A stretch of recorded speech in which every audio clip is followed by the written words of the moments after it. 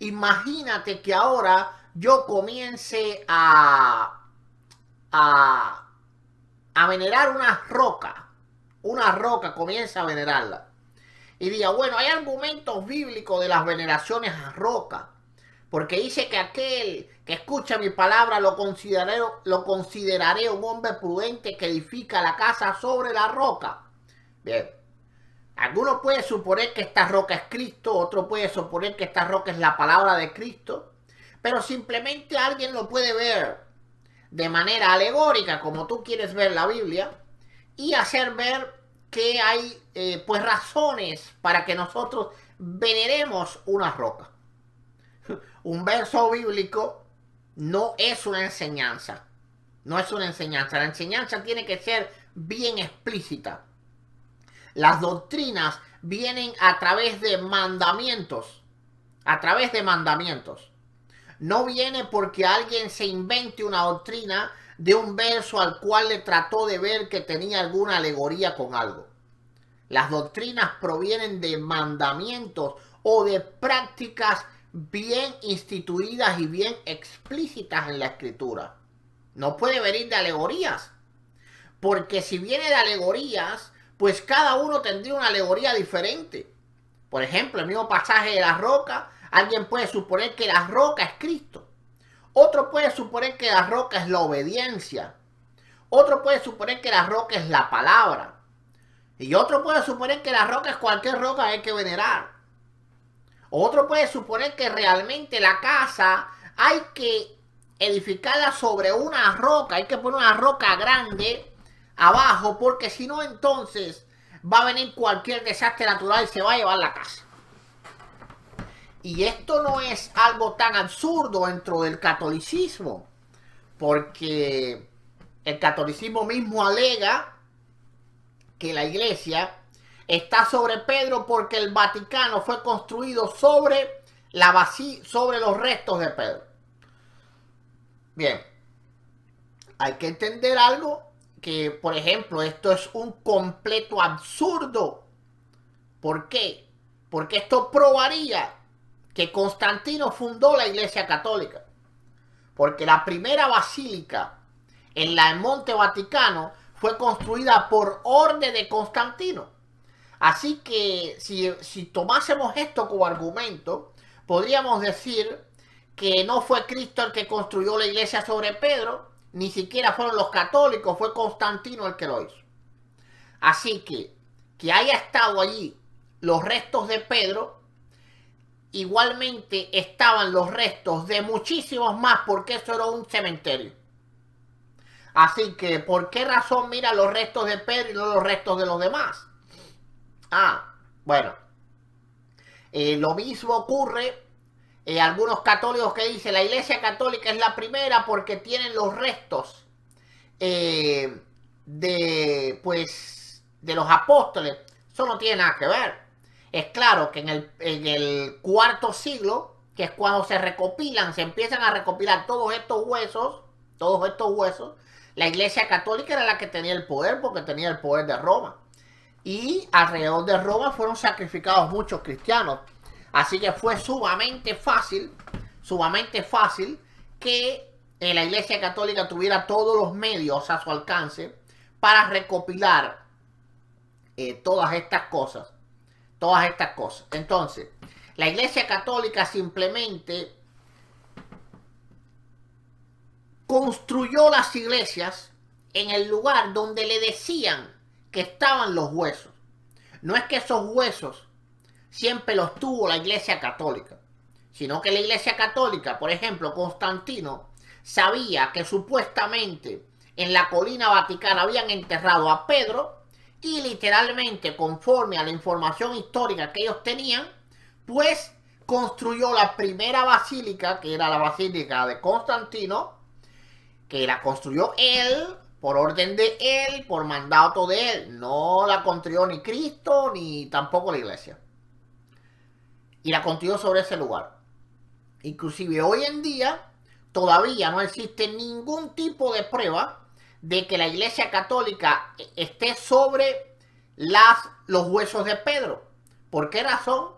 porque cuando la basílica se construyó en el lugar que supuestamente Pedro había muerto. Pero literalmente eso era un cementerio. Bueno, ¿cómo tú sabes qué hueso era?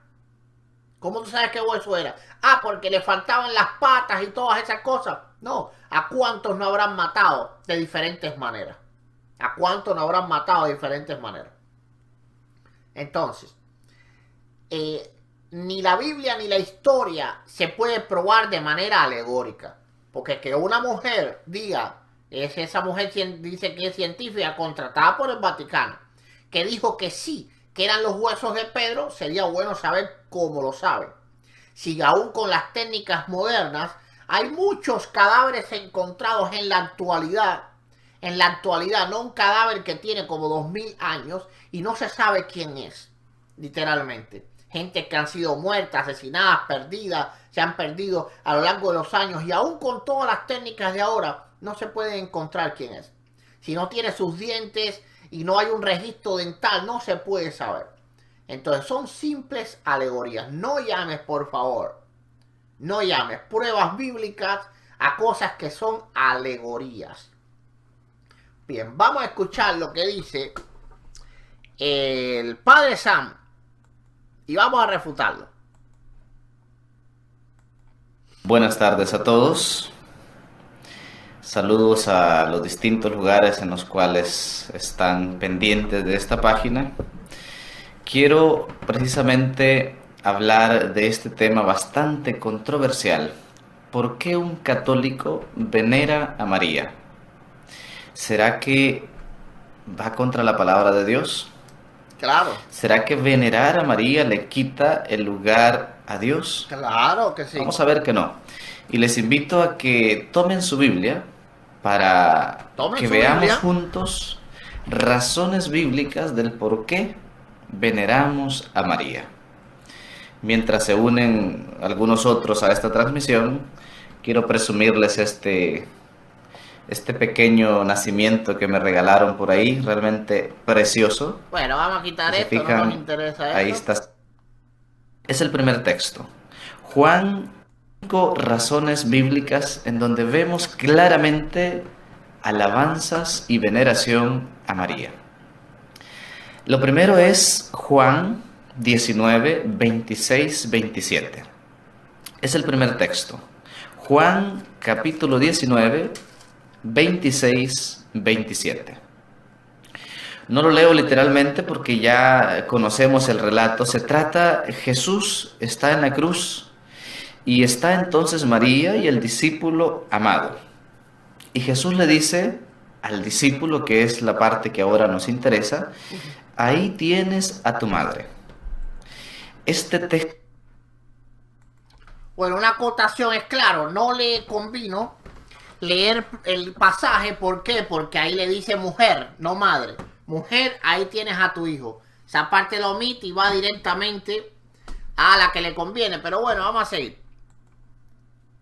Esto es sumamente importante porque vemos que el último o uno de los últimos deseos de Jesús, estando en la cruz, fue dejarnos a su madre.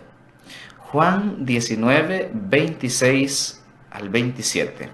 Pudiéramos decir, una de las cosas más sagradas que existe es... Bueno, primeramente vamos a entrar aquí. Vamos a entrar aquí. Y lo primero que vemos es que Jesús no nos dejó a su madre. Le dejó a Juan su madre. ¿Por qué razón? Si hubiese sido un mandato de la iglesia, recordemos que hace solamente horas él estaba reunido con todos sus apóstoles. Recordemos que el Señor tuvo una santa cena con todos sus apóstoles. Recordemos que también después de la resurrección, Él se reunió con todos sus apóstoles y les dio instrucciones ministeriales, instrucciones espirituales. instrucciones de cómo tenían que enseñar al pueblo y qué tenían que enseñarle. En este caso, fue algo directo con Juan. ¿Por qué razón él escogió a Juan? ¿Por cuál razón? Bien, sencillo. Juan tenía una promesa sobre él, o la iba a tener, porque Jesús habla de esto también después de la resurrección. Juan iba a poder pasar la tribulación y no iba a morir. Juan fue el único apóstol que muere de viejo. El único apóstol que muere de viejo. No solo esto, gloria sea al Señor, sino que los demás apóstoles murieron muy rápido. Muchos de ellos muy rápido. Otros, pues, sufrieron gran persecución. Gran persecución. Juan también sufrió gran persecución, pero había una promesa sobre él. Había una promesa sobre él. Y Jesús lo sabía. Jesús sabía de que Juan no iba a morir a manos ni de los judíos ni de los romanos. Por lo tanto, Juan era el discípulo perfecto para dejar a su madre a cuidado de él. Era el perfecto. Por muchas razones. Por muchas razones. Pero de manera especial, sin hablar de que el carácter de Juan fue formado mucho más rápido que el de los demás. Algunos le llaman el discípulo del amor. Y vemos en todas sus cartas que era un predicador del amor. Los demás eran predicadores de otras cosas. En doctrina, Pedro era impetuoso. Pero Juan, primeramente le demostró su amor a Jesús porque fue el único que lo sigue hasta la cruz. El único que lo sigue hasta la cruz. Ahora, la Iglesia Católica dice que Pedro es el primado de todos los apóstoles. ¿Por qué razón no le dejó Jesús su madre a Pedro si Pedro representaba a la iglesia? El dejársela a Juan está hablando claramente, o no está hablando claramente, porque realmente el argumento de que Pedro es la cabeza de la iglesia, pues completamente falso. Está refutando claramente de que Jesús tenía la idea de dejarle su madre a la iglesia y a todos los cristianos. Primeramente, Jesús sabía que su madre, como todo ser humano, iba a morir, iba a ir al cielo de gloria. Así que él no necesitaba de ninguna manera que todos los cristianos cuidaran a su madre. El cuidado tan solo iba a ser temporal hasta que ella falleciese y fuese al cielo, donde ella no necesita ser cuidada. Ahora, aquí vemos que lo que se está hablando es de una petición personal. Personal. Bien, vamos a leer primero el 26. Vamos a leer el 26, porque el mandamiento no fue primeramente al discípulo, sino que fue a su madre. Cuando vio Jesús a su madre y al discípulo a quien él amaba, que estaba presente, dijo a su madre: mujer, he aquí tu hijo. Primeramente hay un mandamiento de Cristo hacia su madre. Este mandamiento no fue de Cristo hacia la iglesia, sino primeramente fue de Cristo hacia su madre. Y le dijo: hey, quédate con él. ¿Por qué quédate con él? Porque ahí es donde vas a estar segura. Ahí es donde vas a estar segura. Porque el Señor sabía que los demás iban a ser prontamente sacrificados. Prontamente sacrificados. Entonces él quería dejar a su madre en un lugar que él sabía que primero le era fiel, porque llegó hasta la cruz con él mientras que los otros huyeron, y hasta Pedro le negó 3 veces, pero Juan llegó hasta la cruz con él. Segunda, era el discípulo que más amaba a Jesús, según las mismas palabras de Juan. Y tercera, había una palabra sobre él de que él no iba a morir. Por lo tanto, él iba a ser longevo, y por lo tanto era las mejores manos donde podía ser depositada María. Ahora, primeramente el mandamiento no es hacia la iglesia. Por lo tanto, no es un mandamiento eclesiástico, sino que es, el primer mandamiento es sobre ella. La primera voz es hacia ella. Y le dice, hey, ese es tu hijo, quédate con él. Ahora, después dijo al discípulo, he aquí tu madre. Y desde aquella hora el discípulo la recibió en su casa. La palabra dice, el discípulo, gloria sea al Señor. Es decir, y desde aquella hora los discípulos la recibieron, no. Así que no inventes, Sam, no inventes, por favor. Yo sé que en el seminario no te enseñaron la Biblia. Sé que te enseñaron solamente a poder, pues, manipular a las masas, filosofía, psicología, para poder manipular a las masas. Pero tienes ya que meterte en el estudio de la Escritura. Tienes ya que meterte en eso. Y en ninguna manera fue algo que acogió la iglesia como tal, sino que solamente Juan lo hizo. Y desde aquella hora el discípulo la recibió en su casa. Gloria sea al Señor. Así que por lo tanto, esto que hablas de que es algo que es como un mandamiento a la iglesia, bueno, no sé si ya lo dijiste, porque yo sí estoy diciendo, pero bueno, vamos a hacer. Es el deseo de un moribundo, lo que quiere que se haga cuando esté ya muerto. Pues Jesús, su último deseo fue, hijo, ahí tienes a tu madre. Fue el último deseo de Jesús. Fue un regalo especial que entonces Jesús quiso dejar al discípulo amado. Y fíjense que es bien curioso, es Juan el que recibe este regalo. El discípulo amado, pudiéramos decir el discípulo verdadero, es aquel que recibe a María en su casa. Hay otro detalle que se narra en este mismo evangelio, Juan 21-25, dice el evangelista, muchas otras cosas hizo Jesús en esta tierra, pero no todas están escritas, porque no cabrían en todos los libros.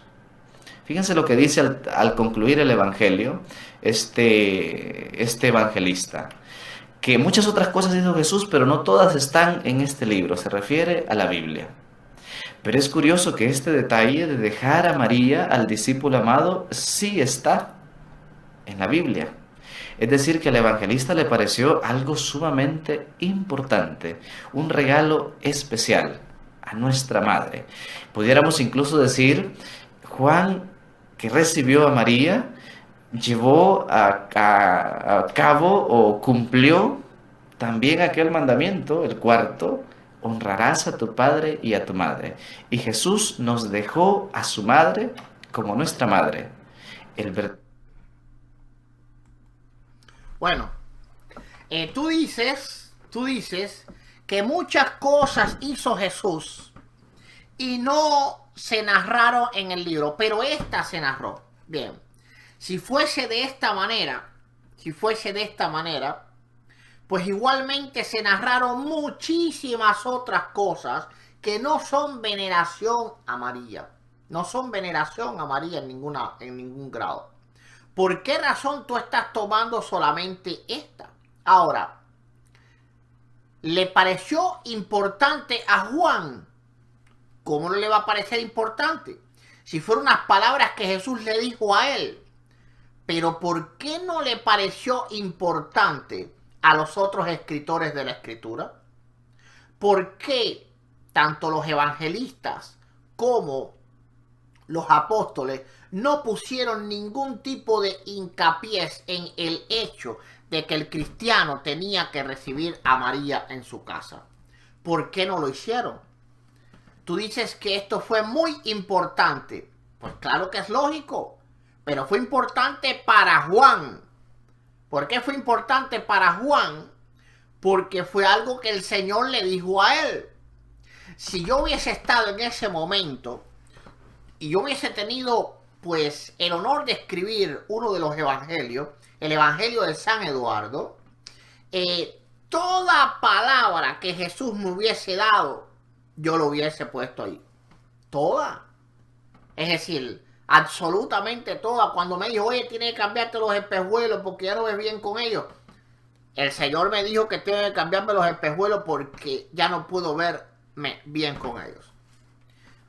Es absolutamente lógico que Juan, el protagonista de esto que pasó, junto a Jesús, por supuesto, que es el principal protagonista, y a María, contara esto. Pero ¿por qué razón no le fue importante a los demás? Bien, esto nos deja algo claro. Para Juan sí fue muy, muy importante. Pero para nosotros los demás cristianos no lo fue. Así que el hecho de que Juan haya narrado este hecho y los demás escritores de la Biblia no le han dado ninguna importancia, por ejemplo, que Pablo jamás haya dicho, tanto que habló Pablo, y que Pablo jamás haya dicho que hay que recibir a María en el corazón de los creyentes y en nuestras casas, deja claro, sin lugar a dudas, ni discrepancia ninguna, de que fue algo interesante solamente para Juan. Y en eso estamos de acuerdo. Fue muy, muy, muy importante lo que Jesús dijo. Muy importante. Pero para aquel al cual él se lo estaba diciendo.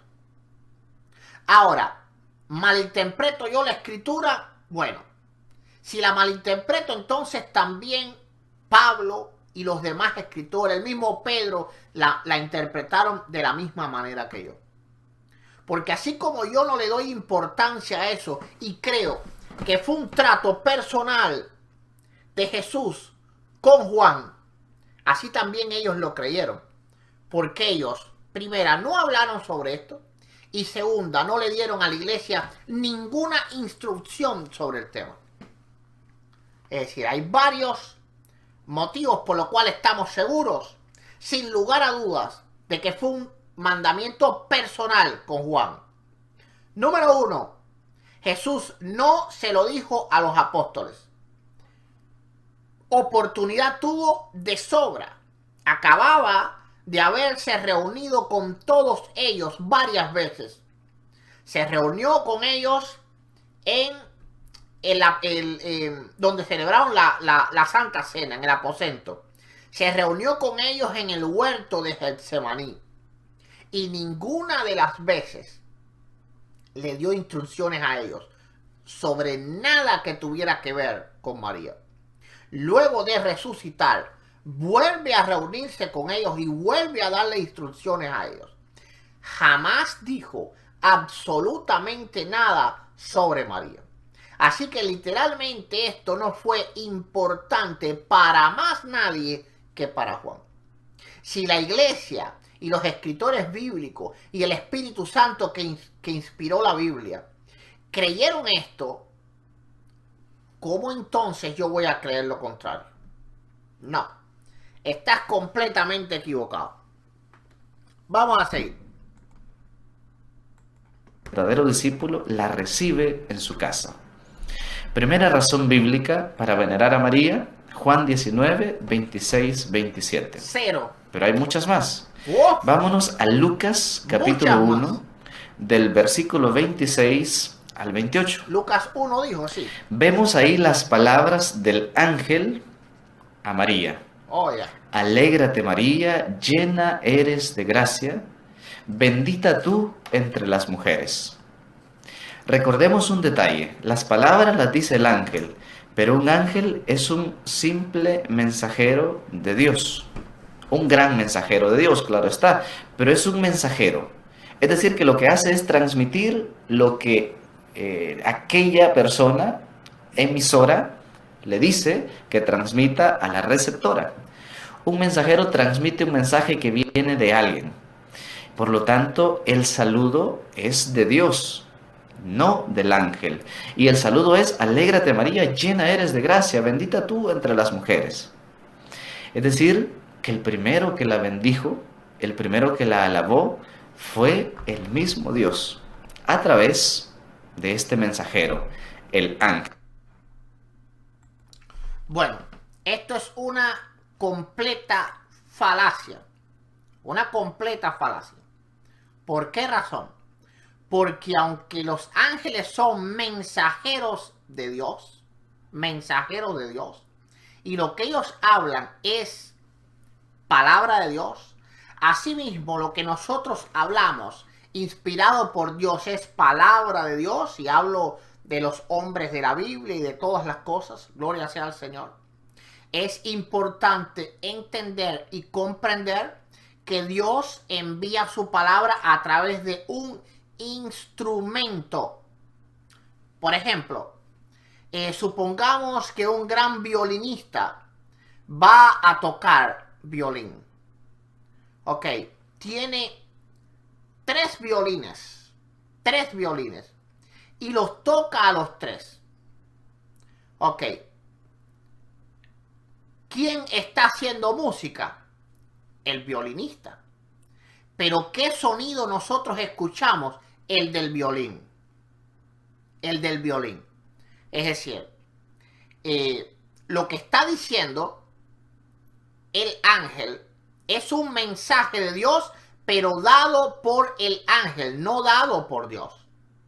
La única veces que es palabra de Dios directamente dado por Dios es cuando el mismo Dios en la Biblia habla. Por ejemplo, cuando habló Jesús, eso era Dios hablando directamente. Cuando el Padre habló desde los cielos, eso era Dios hablando directamente. Pero cuando hablan los ángeles o cuando hablamos nosotros los hombres, somos los ángeles hablando o los hombres hablando un mensaje de Dios. Por eso se llama mensajero, porque es el que trae el mensaje. Ahora, ¿cómo lo dice? Lo dice con sus propias palabras y lo dice con su propia voz. ¿Inspirado por Dios? Sí. Pero recuerda, Sam, que la palabra del Señor es inspirada, no hablada. Sam, hay una diferencia muy grande entre algo inspirado y algo hablado. Una completa diferencia. Absolutamente completa diferencia. Te puedo sacar muchos pasajes en la Escritura en el cual estaríamos literalmente blasfemando si nosotros pensáramos que Dios mismo habló eso con su boca. ¿Te pongo algún pasaje? Sí, claro. Cuando, por ejemplo, la Biblia dice que Dios detuvo el sol, nosotros todos sabemos que lo que Dios detuvo fue la tierra, porque la tierra es la que se mueve, no el sol. ¿Acaso el escritor de la Biblia, quien lo estaba escribiendo, no era un mensajero de Dios? Claro que era un mensajero de Dios, pero estaba inspirado por Dios. No era Dios hablando. Cuando era Dios hablando, era Dios hablando. La escritura es muy clara cuando los hombres veían ángeles, aunque los ángeles le trajesen una palabra, gloria sea al Señor, aunque le trajesen una palabra, de todas maneras los hombres sabían que el mensaje, aunque era de Dios, y te voy a buscar un pasajito para que comprobártelo.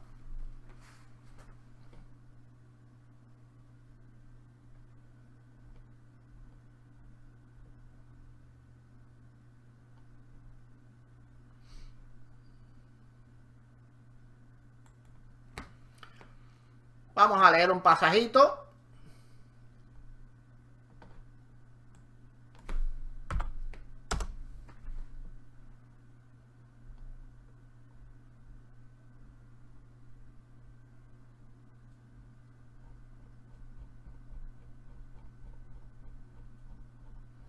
Para aclararte esa duda.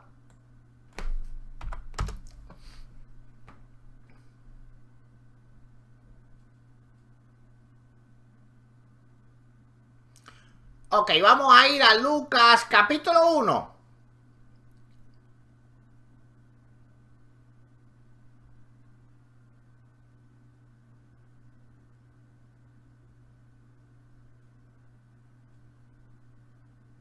Bien, te voy a enseñar un poco de Biblia, Sam, un poco de Biblia. Es importante que conozca un poco de Biblia. Quítate la sotana, escondido, quítatela, vístete normal y ve y siéntate a una iglesia cristiana para que aprendas la escritura. Bien, vamos a ir a Lucas capítulo 1 y vamos a ver el anuncio del nacimiento de Juan el Bautista. Juan el Bautista, dice el verso 11. Y se le apareció un ángel del Señor puesto en pie a la derecha del altar del incienso, y se turbó Zacarías al verle y le sobrecogió temor. Pero el ángel le dijo a Zacarías: no temas, porque tu oración ha sido oída, y tu mujer Elizabeth te dará a luz un hijo y llamarás su nombre Juan. Y tendrás gozo y alegría, porque se regocijarán de su nacimiento. Porque será grande delante de Dios, no beberá vino ni sidra, y será lleno del Espíritu Santo aún desde el vientre de su madre. Y hará que muchos de los hijos de Israel se conviertan al Señor Dios de ellos. E irá adelante, bueno, al 18, vamos al 18. Dijo Zacarías al ángel: ¿en qué conoceré esto? Porque yo soy viejo y mi mujer es de edad avanzada. 19.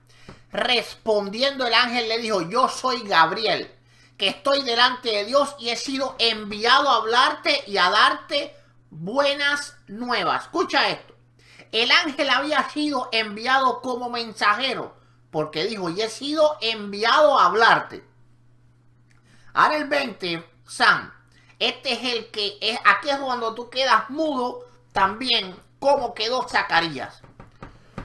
Y ahora quedarás mudo y no podrás hablar hasta el día en que esto se haga, por cuanto no creíste mis palabras, las cuales se cumplirán a su debido tiempo. Mis palabras, las palabras del ángel. ¿Son palabras de Dios? Sí, sí son palabras de Dios, porque Dios ha enviado al ángel como mensajero. Pero el ángel habla sus palabras. Y por cuanto Zacarías no creyó al anuncio que Dios había enviado a través de ese ángel, el ángel lo castiga. Y le dice: por cuanto no creíste a mis palabras. Así que cuando un ángel habla, discúlpame Sam, no habla Dios. Habla un ángel. Ahora, ¿qué es un mensajero de Dios? Esto llamamos palabra inspirada, es decir, es un mensaje de Dios, no Dios hablando él mismo. Tienes que saber diferenciar cuando Dios envía un mensajero, si puede ser un ángel o puede ser un hombre, a cuando Dios habla directamente. Por favor, no más falacias. Eso es una completa falacia. Te puse aquí una prueba en la escritura, que cuando un ángel habla sus palabras. Ahora, el mensaje de quién viene es de Dios. Es de Dios. Gloria sea al Señor. Pero no se puede confundir con Dios mismo hablando. Son dos cosas completamente diferentes. Vamos a seguir. Lucas 1, 26, 28. En ese mismo capítulo, tercera razón bíblica para venerar a María, Lucas 1, 41. Se cuenta de que María fue a visitar a su prima Isabel. Dice el versículo 41. Cuando llega María donde Isabel, el niño saltó de gozo en su vientre y Elizabeth fue llena del Espíritu Santo. El hijo al que se refiere es precisamente Juan el Bautista, que estaba en el vientre de Isabel. Ya antes se había profetizado que este niño, ¿cómo iba a ser? Iba a ser grande, iba a anunciar la llegada del Mesías, y se había profetizado que sería lleno del Espíritu Santo, Juan el Bautista. Y sucede que este llenarse del Espíritu Santo se da cuando María visita a Isabel, cuando le saluda. Dice el versículo 41, el niño saltó de gozo en su vientre y Elizabeth fue llena del Espíritu Santo. ¿En qué momento Elizabeth y el niño quedaron llenos del Espíritu Santo? Bien, aquí está, ya entró en un sofisma, esto es mentira ya. Ya aquí está mintiendo. Observen que él dice, ¿en qué momento Elizabeth y el niño fue lleno del Espíritu Santo? Miente. La Biblia no dice que Juan el Bautista fue lleno del Espíritu Santo en ese momento. Ya estaba profetizado que él era lleno del Espíritu Santo desde el vientre de su madre. Así que ya él era lleno del Espíritu Santo, no fue lleno del Espíritu Santo. En el verso 41 dice, y aconteció que cuando oyó Elizabeth la salutación de María, la criatura saltó en su vientre y Elizabeth fue llena del Espíritu Santo. Ahora, ¿para qué fue llena? No fue por ver a María, ni por la salutación de María. Fue llena porque iba a comenzar a profetizar, a hablar palabra de Dios. Y esto ocurre en el verso 42. Y clamó a gran voz y dijo, bendita tú entre las mujeres y bendito el fruto de tu vientre. Es decir, ella fue llena del Espíritu Santo para entonces hablar de parte de Dios. No fue llena del Espíritu Santo porque haya visto a María. En ninguna manera, gloria sea al Señor. ¿Por qué razón? Porque ¿cuántas personas vieron a María? Montones de personas. Ninguna nunca fue llena del Espíritu Santo por verla. Así que si una persona tiene el poder para llenar del Espíritu Santo a los demás tan solo porque ella la salude, pues en la Biblia estuviesen muchísimos casos de personas llenas del Espíritu Santo por acercarse a María o porque María la saludase. Estaba profetizado que Juan el Bautista desde el vientre de su madre era lleno del Espíritu Santo. Dice, porque será grande delante de Dios, no beberá, el verso 15, no beberá vino ni sidra y será lleno, no será llenado, no se derramará, será lleno del Espíritu Santo aún desde el vientre de su madre. Ahora en el verso 41 fue Elizabeth la que fue llena del Espíritu Santo. Lo que pasó en el niño fue que saltó en su vientre. Saltó en su vientre. ¿Por qué razón? ¿Por qué razón? No por María, sino por la llegada del Mesías. Porque ya en ese momento, el Mesías ya estaba en este mundo, aunque todavía no había nacido. Pero ya el Mesías estaba en este mundo. En ese momento ya el Mesías era un ser humano. En ese momento ya Dios se había encarnado. En ese momento ya Dios estaba en el vientre de María. Por lo tanto, era el Mesías al que estaba llegando a su casa. Ahora el padrecito Sam, más bien el tío Sam, pues cae en una blasfemia. Ahora lo que dice, porque ahora viene una blasfemia. Escuchen la blasfemia esta. Del saludo y la bendición de María. Lucas 1:41. Tercera razón para venerar a María. El siguiente versículo es la cuarta razón para venerar a María. Lucas 1:42. Aquí viene, blasfemia. Le dice Isabel a María, bendita tú entre todas las mujeres y bendito el fruto de tu vientre. ¿A qué le suena esta frase? Al Ave María. La primera que rezó el rosario fue Isabel. Esto sucedió. Mis amigos católicos, no se dejen engañar. Esto es una completa falacia. Una completa falacia.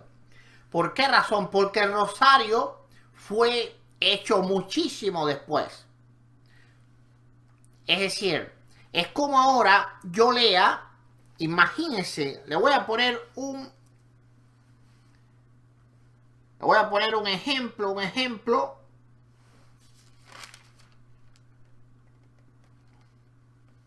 Voy a poner un ejemplo. Ok, vamos a poner el ejemplo de Zacarías. Dice 18. Lucas 1:18. Dijo Zacarías al ángel: ¿en qué conoceré esto? Porque yo soy viejo y mi mujer de edad muy avanzada. Bien, supongamos ahora que surge una secta como la católica, que surgió en el siglo IV, lo hizo Constantino, y hace una oración que diga,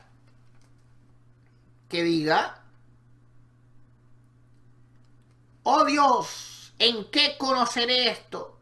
Porque yo soy viejo y mi mujer de edad muy avanzada. Y según esa secta, esa oración tenga el poder de hacer milagros. Bien. Y luego diga esa secta que el primero que oró esa oración fue Zacarías. Eso es absurdo. Es claro que el rosario lo tomaron de estas palabras y lo hicieron de estas palabras. Así que Elizabeth no había rezado ningún rosario, por favor. Paren ya de mentir. Paren ya de mentir. Yo pienso que tiene que ser alguien completamente analfabeto. Pero analfabeto de verdad, de que nunca haya ido a la escuela para creerse esa mentira. Alguien que nada más que haya llegado al 6º grado, que sepa leer y escribir, no cree eso. Porque sabe que el rosario fue hecho leyendo lo que aquí dice. De aquí sacaron eso. Entonces, no es que ella estaba rezando el rosario. Eso es una burda mentira. Vamos a seguir porque ahí viene la blasfemia. La blasfemia viene ahora. Sucede después que ya se ha dicho en el versículo 41 que Isabel y su niño quedaron llenos del Espíritu Santo. Falso. Es decir, que la que impulsó a Isabel a bendecir a María, a alabar a María, fue el Espíritu Santo. Falso. Qué triste es cuando ciertas personas dicen, ¿por qué ustedes alaban o veneran a María? E incluso caen en insultos, ¿por qué ustedes los católicos lo hacen? Es atacar, en cierto sentido, al Espíritu Santo, porque fue el Espíritu Santo el que movió a Isabel a alabar y a venerar a María. Y le dice, bendita tú entre todas las mujeres y bendito el fruto de tu vientre Jesús. Y es curioso, como dirá también un santo ya hoy después, posteriormente, la primera alabanza es a la Virgen María y después es al fruto de su vientre. Vamos a detenernos ahí. Este Sancito es un hereje de la peor, de lo peor, de lo peor, de lo peor, de lo peor. Fíjense a cuánto llega la idolatría católica. Primeramente, lo que está haciendo Elizabeth no es venerar. En ninguna manera es venerar. Ahora, oigan lo que dice este hereje. Dice que primeramente se veneró a María antes que a Jesús. Él está queriendo decir que primero hay que venerar a María antes que a Dios.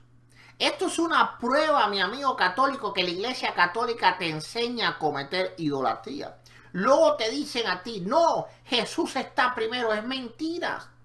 Aquí este mismo hereje está diciendo claramente de que el Espíritu Santo primero veneró a María. Primeramente, yo le tengo que decir algo. El Espíritu Santo venera porque él está diciendo que todas las cosas las hizo el Espíritu Santo.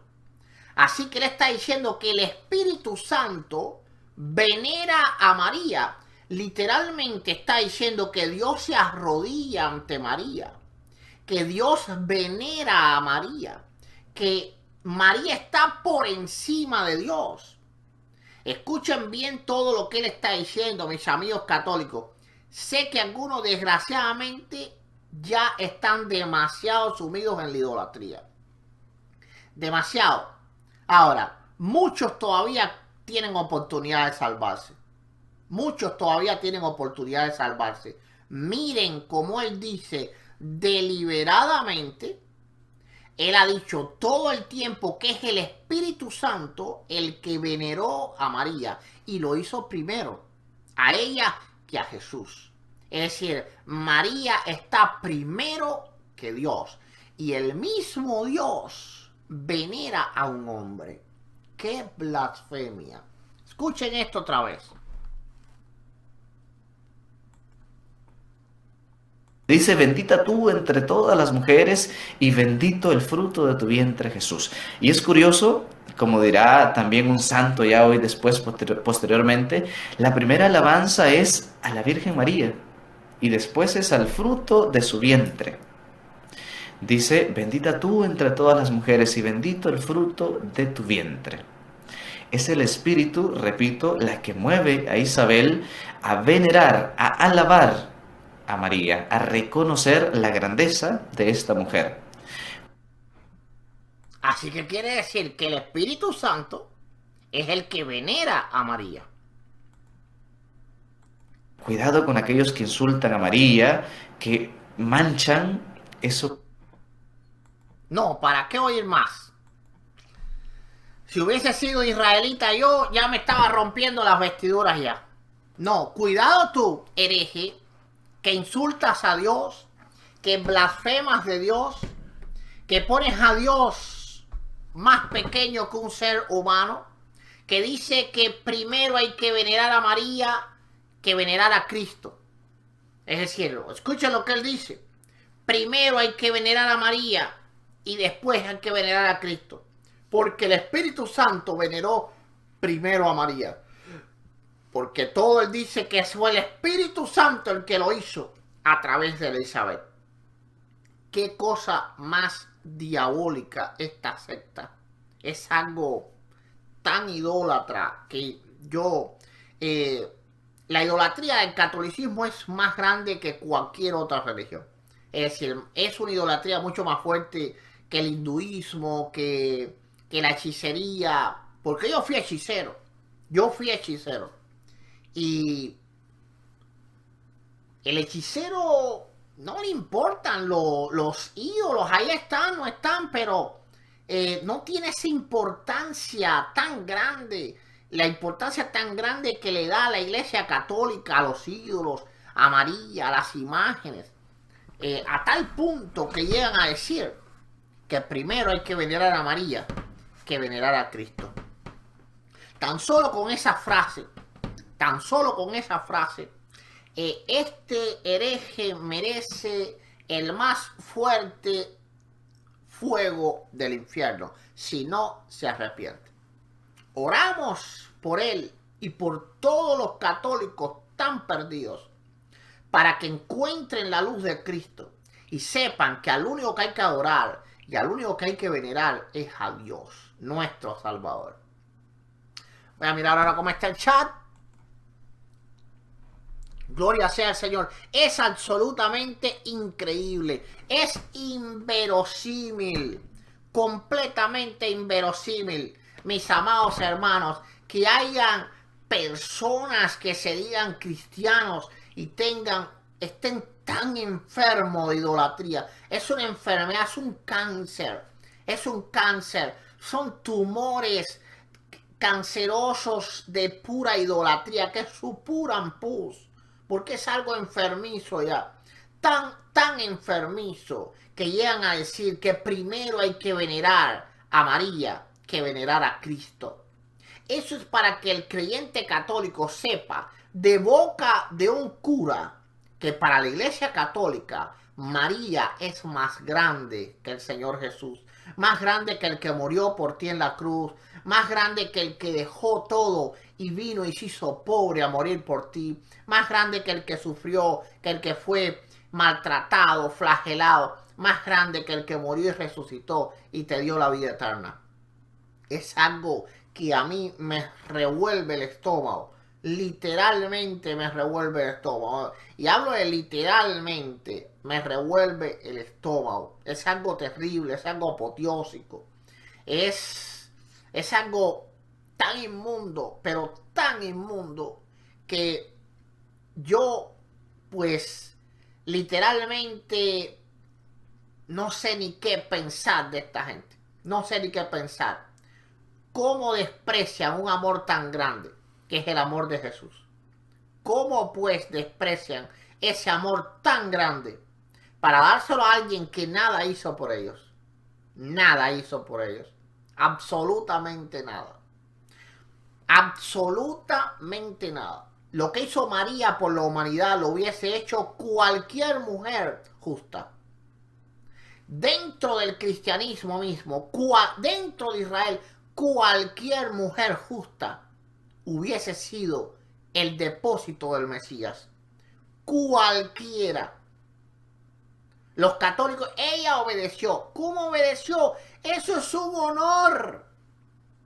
Es un honor ser el instrumento a través del cual el Mesías iba a venir al mundo. Nada hizo por ti. Literalmente cero, mi amigo católico. Cero. Pero la Iglesia Católica la pone por encima de Jesús. Dice que primero hay que venerar a María que venerar al Salvador del mundo. Inclusive al Salvador de ella misma. Al Salvador de ella misma. Si este hereje de Sam se parara frente a María, pues literalmente ella lo galletearía así, mira. ¡Po! Porque la indignación que ella tuviese fuese tan grande,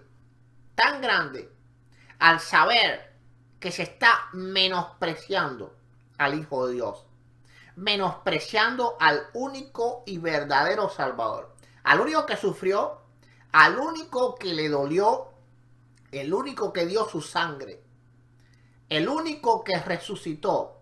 Me da náuseas, literalmente. Es decir, estoy indignado, estoy enojado por oír esto. De verdad, se los digo, estoy enojado, completamente enojado por escuchar estas cosas, estas blasfemias, esta herejía tan grande, esta idolatría tan perversa y tan enfermiza. Es increíble, completamente increíble. Gloria sea al Señor, completamente increíble. Increíble que un amor tan grande pueda ser despreciado y pueda ser menguado. Cuando los hombres de la Biblia todos menguaron para que Cristo creciese. Oh, Dios mío, cuán enfermo está el pueblo católico. Cuánta enfermedad hay ahí. Es un pueblo que está enfermo espiritualmente. Literalmente tienen el espíritu enfermo. Completamente enfermo. Es una obsesión mariana completamente diabólica. Eso es un ídolo, eso es un demonio. La María católica no existe en el cielo. La María que está en el cielo es una mujer humilde, judía. No es mexicana, ni es africana, ni es europea. Así que no es ni Guadalupe, ni ninguna virgen negra, ni tampoco las vírgenes rubias europeas. Es una mujer judía, humilde, que se está gozando hoy con el Señor. Pura idolatría. Pura idolatría. ¿Cómo alguien me puede decir a mí que eso no es idolatría? Está probado. Un sacerdote de la Iglesia Católica dice que primero hay que venerar a María que venerar a Cristo. Y dice que el mismo Espíritu Santo venera a María. ¡Cuánta blasfemia! Cuando la Escritura dice quién es el hombre para que tú tengas memoria de él, o el Hijo del Hombre para que tú lo visites. ¿Quiénes somos nosotros? ¿Qué hizo María? Nada hizo María. Absolutamente nada hizo María. José hizo más que María. José hizo más que María. ¿Qué hizo María? María recibió un honor, simplemente. Una bendición. Estoy seguro que cualquier mujer justa hubiese dicho un sí exactamente igual a María. Ahora, ¿lo ven como es la sierva del Señor? Digo que sí. Cualquier sierva del Señor hubiese dicho que sí. Vaya, yo me volviera mujer solamente para yo traer al Mesías al mundo. Aceptaría, si viviera en aquella época, que Dios me hiciera mujer. ¿Dónde está el sacrificio allí? ¿Dónde está el sacrificio? No existe. Fue un honor, fue una bendición. Quien dejó de ser rico y dejó sus riquezas y vino aquí como pobre a ser maltratado, a ser humillado, a ser muerto, fue Jesús. ¿Cómo va a decir el hereje ese que primero hay que venerar a María que venerar a Jesús?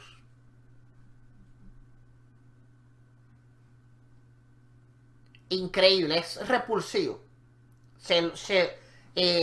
Yo creo que me tengo que tomar una pastilla para presión hoy. En serio. Bueno, ya me tomé una antes de hacer el video. Tengo que salirme a relajar, a caminar un poco para yo relajarme, porque realmente me indigna realmente que tengan por tan poco a nuestro Señor Jesucristo.